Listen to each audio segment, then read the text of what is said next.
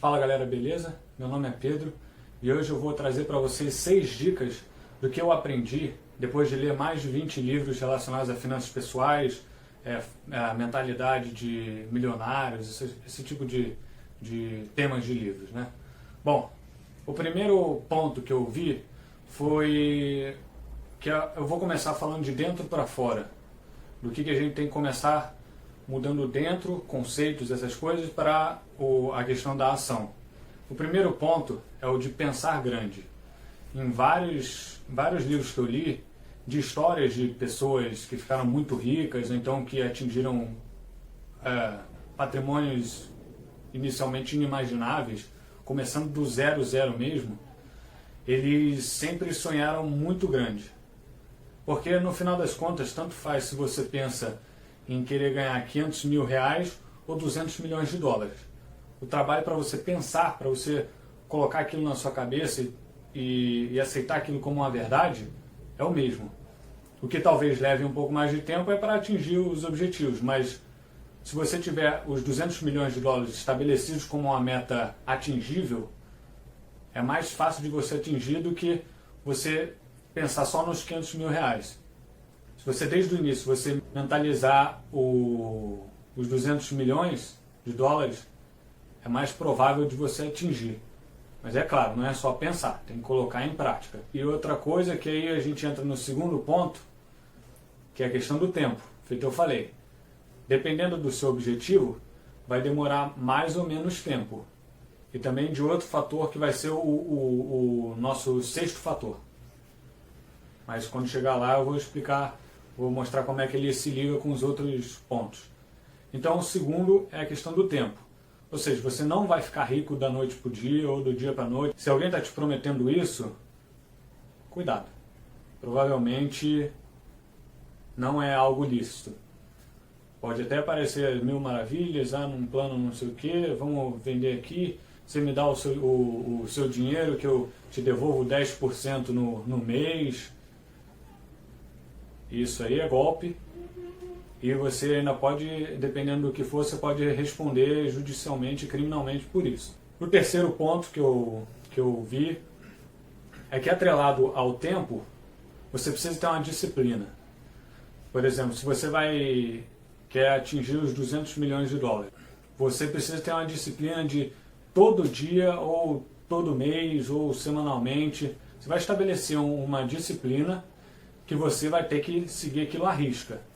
Não pode faltar um mês, se faltar um mês, no mês seguinte tem que trabalhar dobrado, ou mais até. Então, todas as pessoas que atingiram alguma coisa na vida, elas tinham disciplina. Pode ser de acordar cedo, tem muita gente que fala de acordar 4h30 da manhã, eu nunca consegui, tem amigos meus que acordam 4h30 da manhã, 5h30 da manhã, mas eu nunca consegui, já tentei, nunca consegui, apesar de admirar bastante quem faz isso, mas eu realmente não consegui fazer. Talvez eventualmente em algum momento da minha vida eu consiga, ou até mesmo precise fazer isso, mas para o momento atual não faço. Então, primeiro a gente vai pensar no nosso objetivo, vai compreender que a gente precisa de bastante tempo, não vai ser algo que vai acontecer da noite para o dia, e vai nos demandar de uma disciplina. Se você é indisciplinado, você não vai conseguir. Vai continuar na mediocridade que você está. Você precisa de disciplina. E agora vamos para o quarto ponto, que é algo mais conceitual, que é a diferença entre ativos e passivos.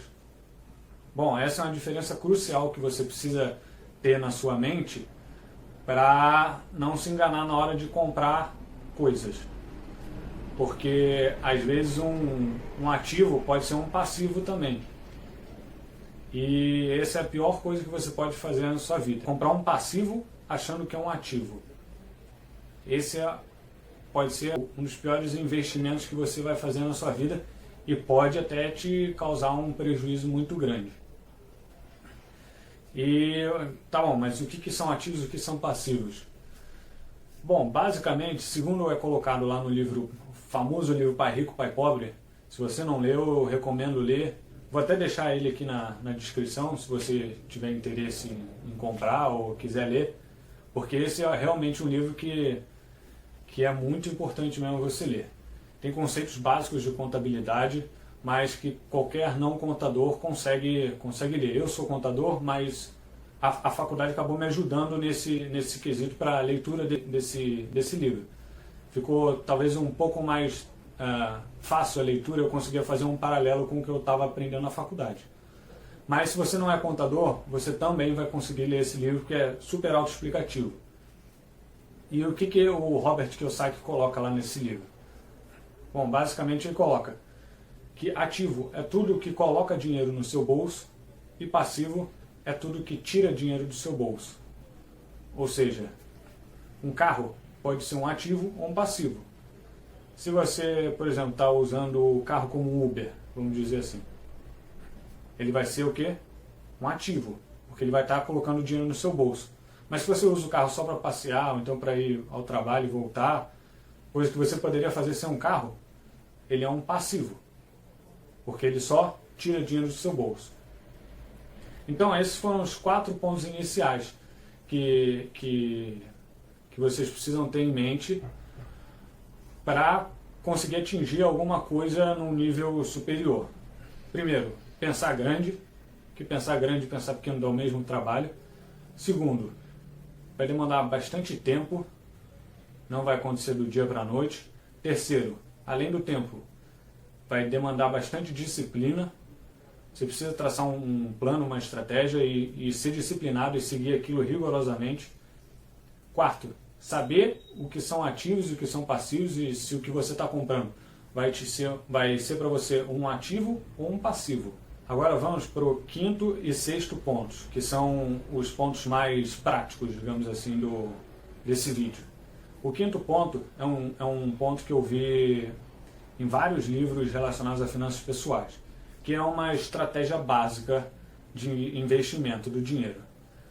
Primeira coisa, isso é um fato, não digo 100%, porque tem livro que fala que isso é besteira, acredite em mim, livro de gente importante. Mas, no geral, na maioria dos livros, é você viver abaixo do quanto você ganha. Ou seja, é o clássico não gastar mais do que você ganha. E para isso, esse é o ponto número 1 dessa estratégia básica. O ponto número 2 é você estabelecer uma reserva de emergência. O que é reserva de emergência? Vai ser um dinheirinho que você vai ter guardado em algo com pouco risco, mas com alta liquidez, ou seja, você consegue resgatar a qualquer momento e que você vai utilizar somente em momentos de emergência, por isso se chama reserva de emergência. Ou seja, alguém ficou doente, precisa pagar um médico, ou então tem que pagar um aluguel, tem que pagar alguma coisa extra que não estava nos planos. Ou, por exemplo, aconteceu, não sei, talvez uma pandemia assim, você perdeu o emprego, algo do tipo. Se você tiver essa reserva de emergência, você já vai estar um pouco mais tranquilo durante esses períodos. Você vai saber que você consegue se virar por algum tempo, sem ter nenhuma entrada de dinheiro. E no que consiste a reserva de emergência? Basicamente você vai pegar o custo médio. Antigamente o pessoal falava entre 6 e 8 meses. Agora eu já vejo as mesmas pessoas falando de 10 a 12 meses do seu custo mensal. Você vai pega suas notas fiscais, ou então pega o próximo mês, guarda todas as notas. É importante que você faça isso. Você guarda as notas e depois faz o cálculo. Não faça os cálculos enquanto está guardando as notas, porque senão você começa a ficar tendencioso. Gasta suas coisas normais, conta de luz, conta de água, vai ao mercado, aluguel, condomínio, qualquer coisa assim.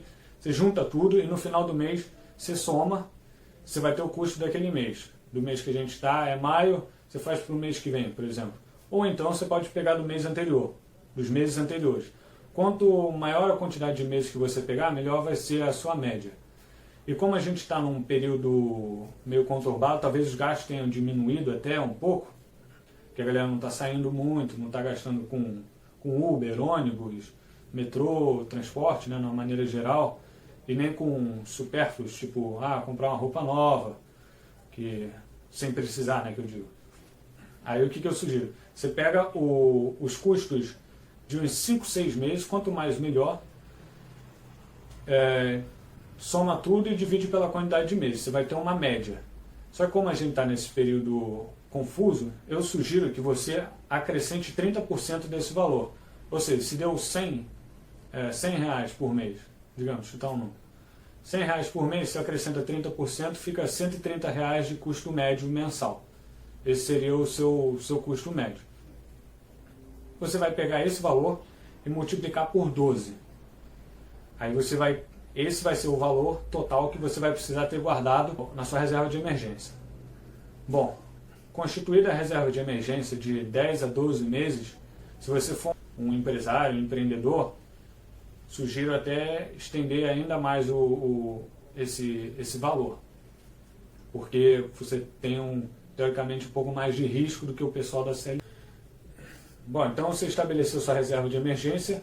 O segundo vai ser o que vai coincidir com o ponto 6, nosso sexto ponto, que é relacionado ao apetite ao risco. O que é o apetite ao risco? O que na verdade é o lucro que você recebe dos seus investimentos, digamos assim. Quanto mais arriscado for o seu investimento, você está pressupondo que você espera receber um retorno maior. Ou seja, se você resolver deixar o dinheiro num CDB de um banco, por exemplo, que rende 100% do CDI, ou numa letra do Tesouro Nacional, o famoso Tesouro Direto, ele tem um risco muito baixo, ou seja, o seu retorno também vai ser baixo. Mas se você prefere deixar numa ação, o risco é mais alto, mas também o retorno é mais alto. Mas tem que lembrar também que o risco corre para os dois lados, para cima e para baixo. Assim como é mais alto para subir, ele é mais alto para descer também. A gente precisa colocar isso na mente. Não se iluda achando que você vai botar o dinheiro numa ação lá e daqui a um mês você vai explodir e vai ficar milionário. Não. Assim como ele pode explodir e você ficar milionário, pode explodir e você perder tudo. Por quê? Porque o risco é maior. Bom, então a gente junta o ponto 5 com o ponto 6 e a gente vai ter a estratégia básica, que vai ser, primeiro, fazer a reserva de emergência e, segundo, fazer os aportes, aí voltando lá no ponto 3, que pode ser aportes mensais. Geralmente o pessoal faz aporte mensal, porque é quando entra o salário, essas coisas. E o ponto 3 era o de disciplina. Todo mês você vai lá e aporta um valor X para disciplina. E vai depender do seu apetite ao risco. Você pode aportar todo mês num tesouro direto, ou você pode aportar todo mês numa ação. Ou em outros ativos de maior risco, que consequentemente podem te proporcionar mais retorno. Bom, eu deixo já tenho a minha reserva de emergência guardada lá no CDB do meu banco, e eu vou até aumentar lá um pouco, porque eu estava utilizando a métrica dos 6 meses, agora eu estou aumentando para os 12 meses, o resto todo é tudo em ação. Mas por que eu boto em ação?